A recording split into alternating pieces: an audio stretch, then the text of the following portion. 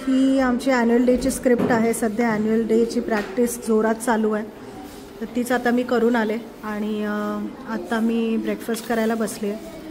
ही मुगाची डाळ आहे जी मला काल कॉफीबरोबर खायची होती, तर मी ती आता आज टिफिनमध्ये घेऊन आले। सकाळी सकाळी घाई होती, दुसरं काही घेता नाही आलं, मग हेच घेऊन आले। आणि चहा आहे, चहा संपला आहे माझा ऑलमोस्ट। सो हा माझा ब्रेकफास्ट आहे।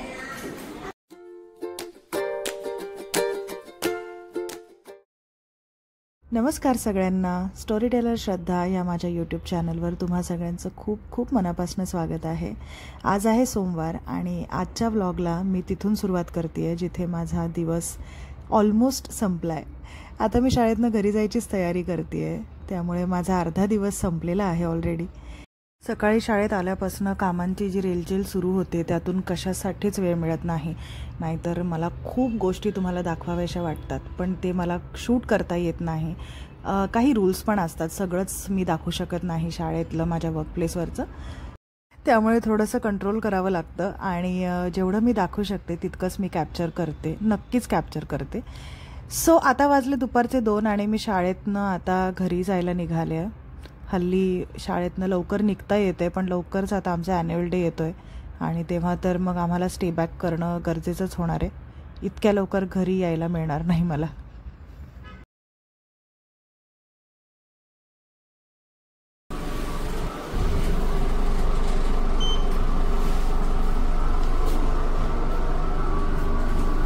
तुम्हाला फॅनमुळे ऐकायला येतंय का?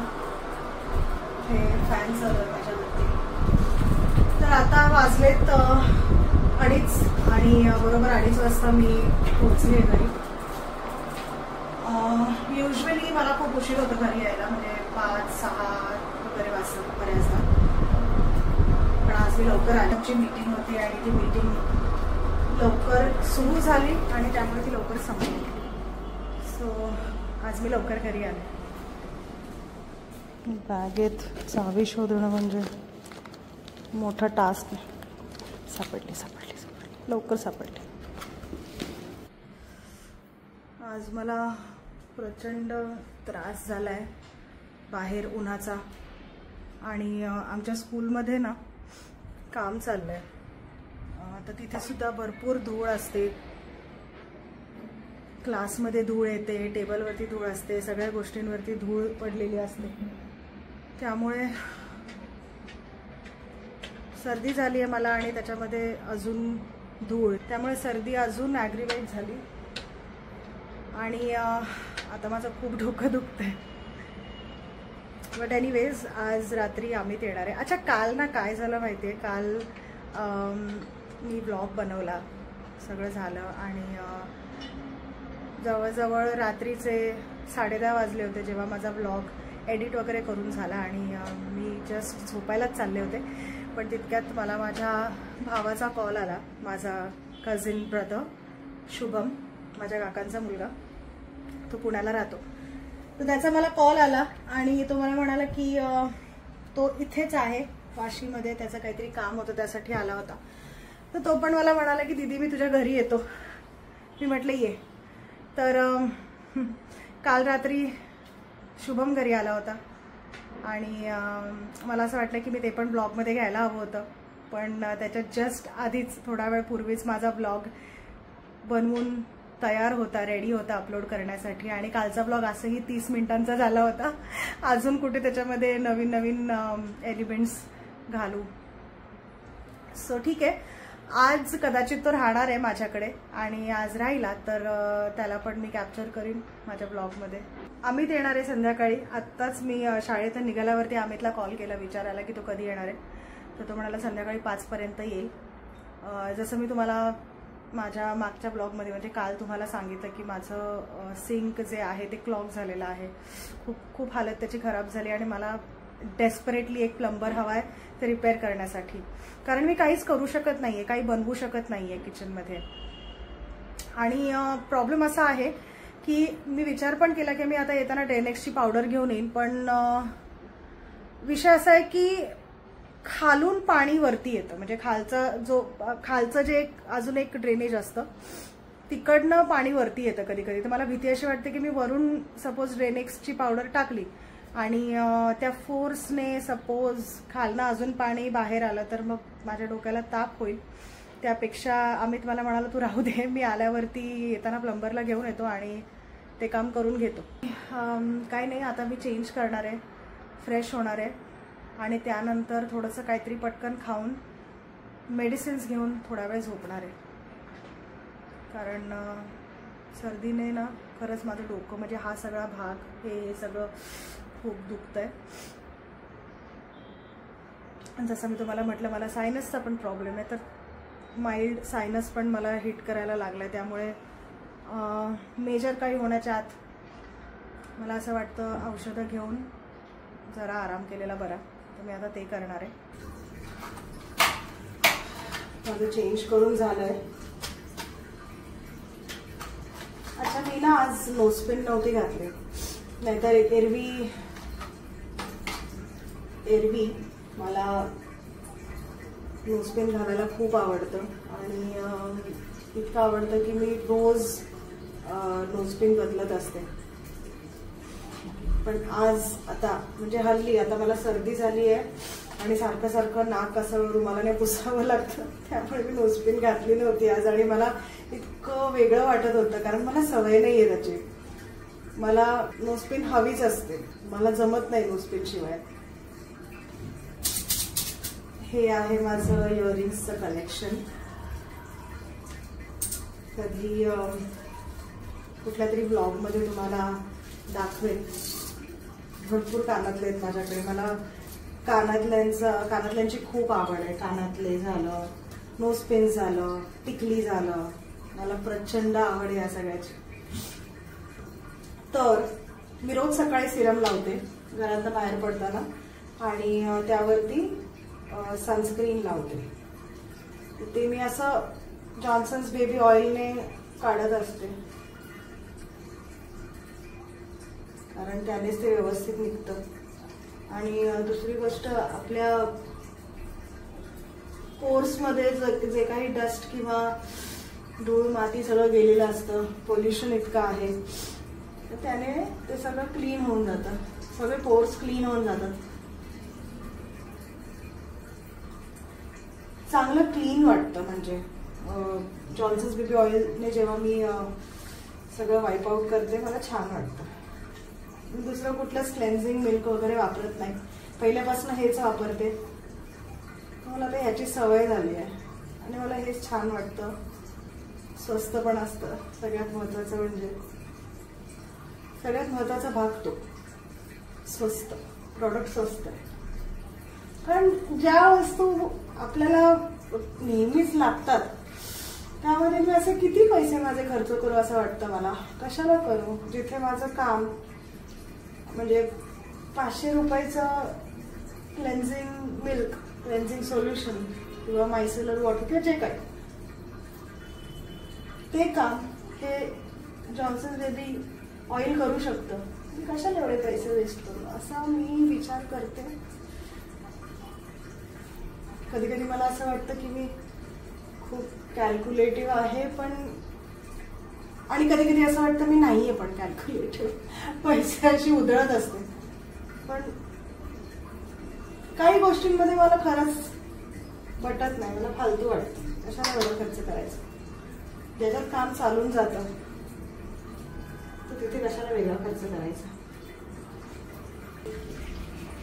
आता मी लावते हा फेस वॉश. फॉक्सटेलचा फेस वॉश आहे, oil and acne control face wash. So हा मी वापरते. आत्ताच घेतलाय हा. मी याच्या आधी हा वापरत होते. म्हणजे आतापर्यंत मी हा पिलग्रिमचा रेड वाईन फेस वॉश वापरत होते, पण हा पण आता संपलाय. थोडासा राहिला म्हणून मी बॉटल अशी उलटी करून ठेवली आहे. फॉक्सटेलचा मी आत्ताच घेतलाय, तर मला माहित नाही त्याचा रिझल्ट कसा आहे, पण फॉक्सटेलचे प्रॉडक्ट चांगले आहेत.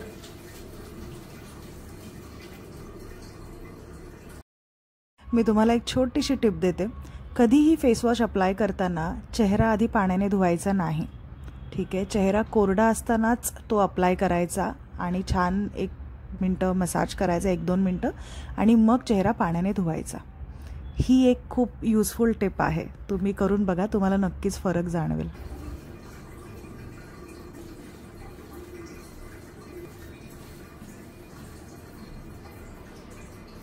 आता फेस वॉशने चेहरा चांगला क्लीन केल्यानंतर मी हे सिरम लावते. फॉक्सटेलचं सिरम आहे, नायसिनामाइड क्लॅरिफाईंग सिरम. हे सुद्धा मी आत्ताच घेतलंय. याच्या आधी पिलग्रिमचं सिरम वापरत होते, अजूनही आहे ते माझ्याकडे, मी तुम्हाला दाखवते. हे पिलग्रिमचं सिरम आहे, ब्राईटनिंग सिरम.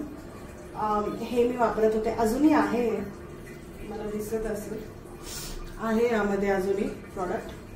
तर हे असतानाच मी हे पण घेतलंय, मला बघायचं होतं हे पण वापरून.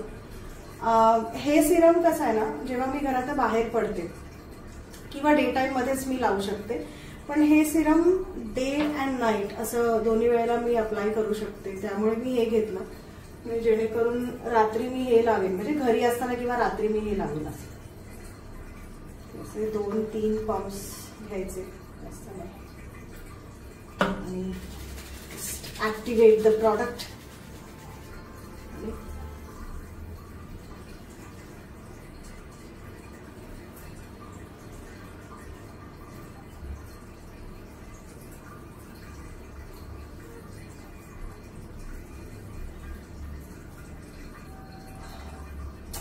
हे सिरम खूप हायड्रेटिंग आहे, म्हणजे मला हे वापरून अगदी 4-5 दिवसच झाले. पण एक गोष्ट मला खूप चांगली जाणवते की हे खूप हायड्रेटिंग आहे. म्हणजे आता पण तुम्ही बघू शकता, मी हे लावलंय तर असं छान अशी मॉइश्चराइज झाली माझी स्किन, आणि थोडासा ग्लो पण येतो, इन्स्टंट ग्लो, आणि छान वाटतं, म्हणजे खूप प्लम्पी फील होतं असं.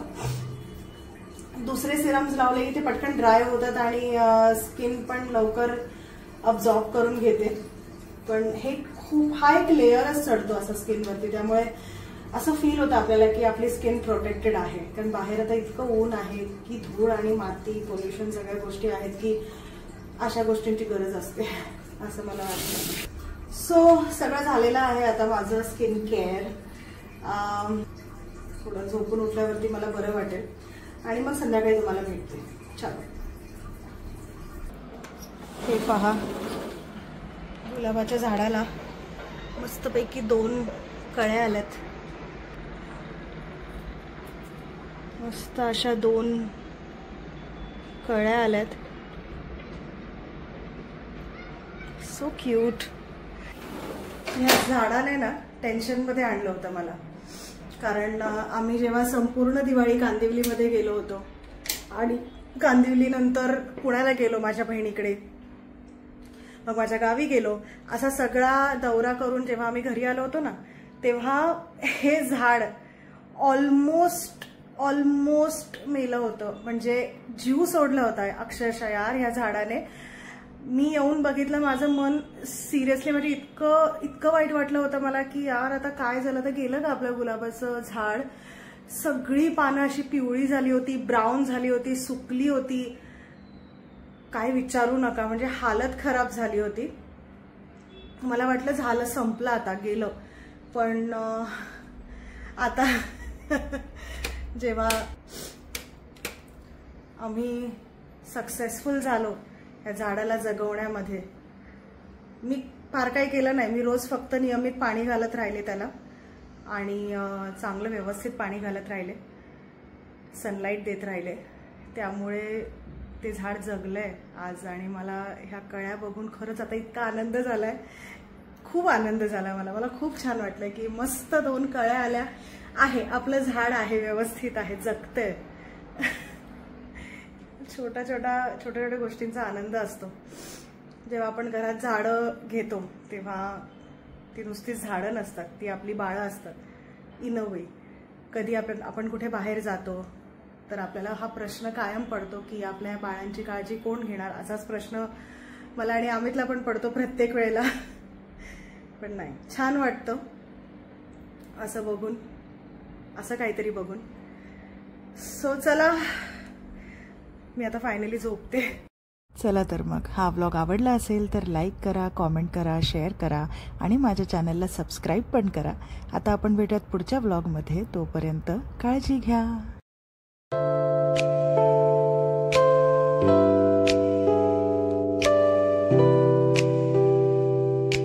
thank you